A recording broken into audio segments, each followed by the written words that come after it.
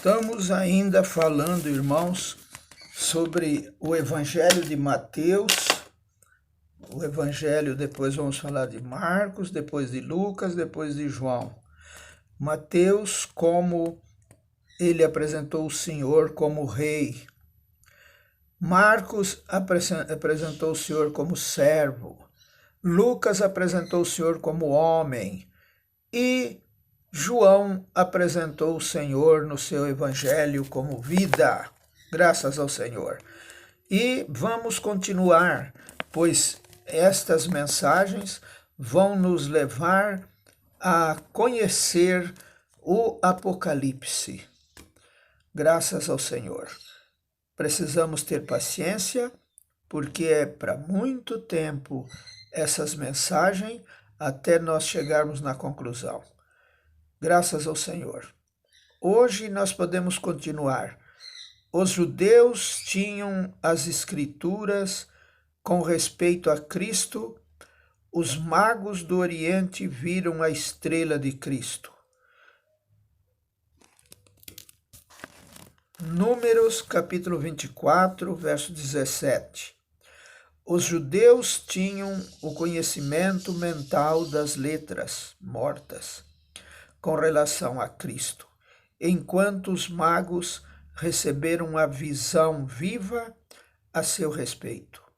Após terem recebido a visão viva, os magos foram desviados por seu conceito humano e foram a Jerusalém, a capital da nação judaica, onde o presumia que o rei deveria estar. O desvio deles fez com que muitos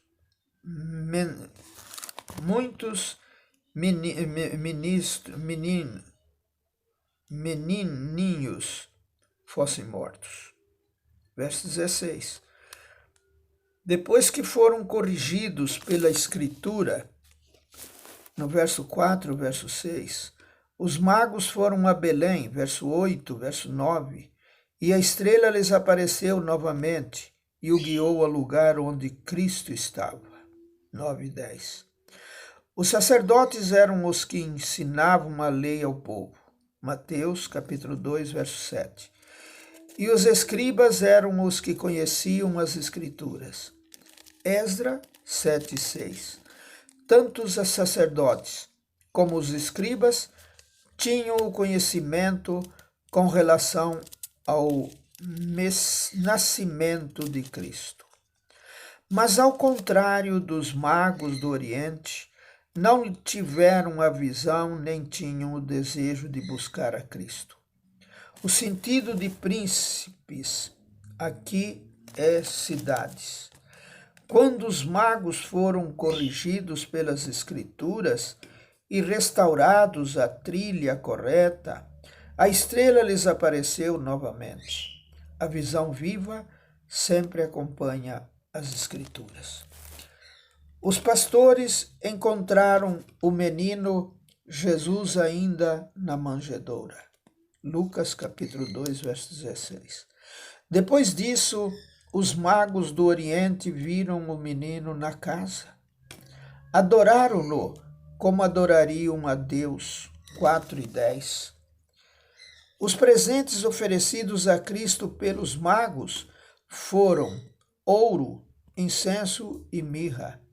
Em figura, o ouro representa a natureza divina, o incenso, a fragrância da ressurreição, e a mirra, a fragrância da morte. Os magos, sem dúvida, ofereceram tais presentes, inspirados pelo Espírito de Deus, para demonstrar o valor da natureza divina de Cristo e a preciosidade da sua ressurreição e da sua morte. Nos 4 evangelhos, que são biografias de Jesus, as coisas que esses tesouros representam estão presentes em toda a sua vida. Além disso, esses tesouros preciosos oferecidos pelos magos, talvez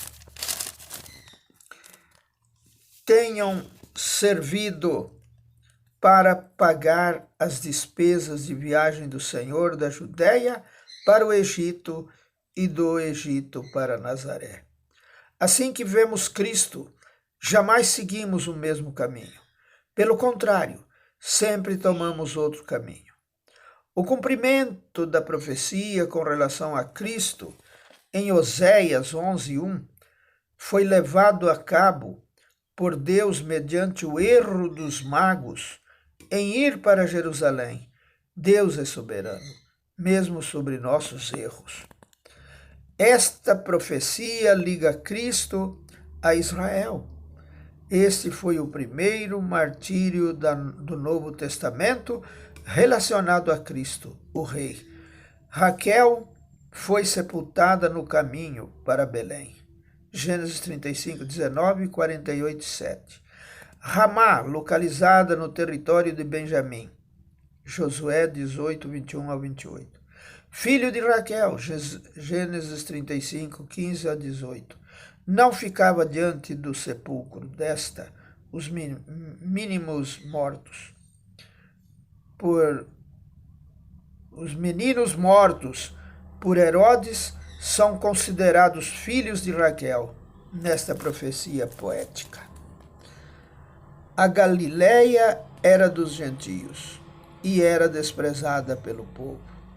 Cristo nasceu na honrada Judéia, mas cresceu na desprezada Galileia. Sob o soberano arranjo de Deus, César Augusto ordenou que se fizesse o primeiro censo do Império Romano. Lucas 2, 1 e 3. Foi por meio desse censo que Cristo nasceu em Belém. Lucas 2, 4 a 7. Para cumprir a profecia sobre o seu nascimento de Miqueias 5 e 2. Ele permaneceu ali pouco tempo. Então, por causa da perseguição de Herodes, foi levado ao Egito e, subsequentemente, trazido de volta à terra de Israel. Visto que Arquelau reinava na Judéia em lugar de seu pai Herodes, Cristo foi levado a Nazaré, cidade desprezada da Galileia. João 1, 45 e 46. E foi criado ali. Ele nasceu na estimada cidade de Belém, mas cresceu na desprezada cidade de Nazaré. Portanto, foi chamado Nazareno. Seguir a Cristo requer que atentemos não somente para as Escrituras a seu respeito, mas também para a direção divina, para o momento como a de José recebeu nos sonhos,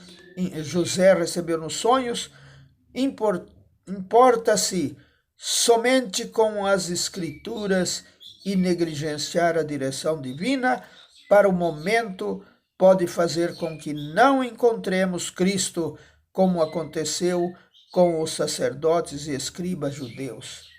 Atentar para a direção do Senhor para o momento requer um coração de busca. Amém.